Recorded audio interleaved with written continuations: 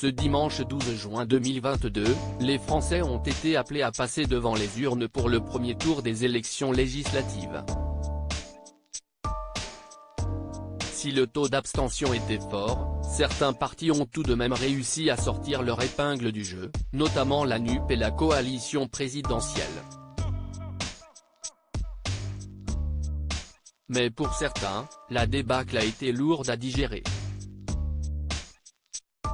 En effet, pour Jean-Michel Blanquer, la soirée a été un véritable cauchemar. Si c'était la première fois qu'il se soumettait à une élection, l'ancien ministre de l'Éducation nationale a été largement battu dans la 4e circonscription du Loiret.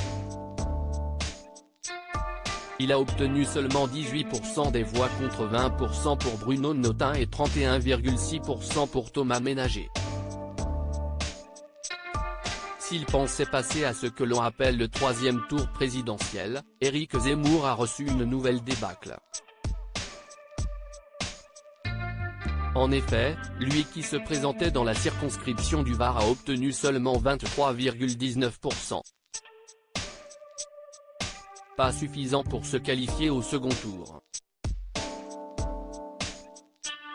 Un sacré coup dur pour celui qui attendait beaucoup de cette échéance électorale. Les résultats ne sont pas à la hauteur de nos attentes, mais nous venons de poser un drapeau dans chaque circonscription de France. Nous avons proposé l'union aux forces de droite, ils n'en ont pas voulu.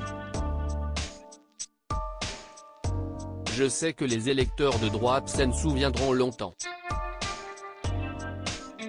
Je veux dire aux Français qu'il faut continuer à se battre, pour nos enfants, contre l'islamo-gauchisme de Mélenchon et la gauche technocratique de Macron. Francis Lalanne, 8e avec 2,2%. Une débâcle également pour Francis Lalanne.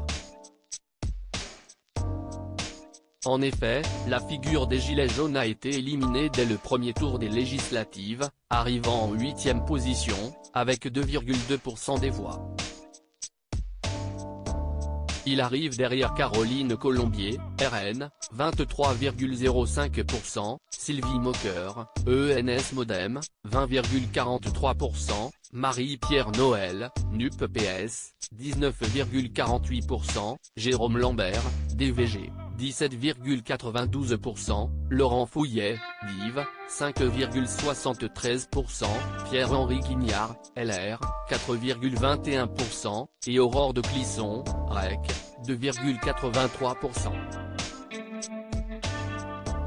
Je me présente comme simple citoyen pour parvenir aux responsabilités sans la tutelle d'un parti.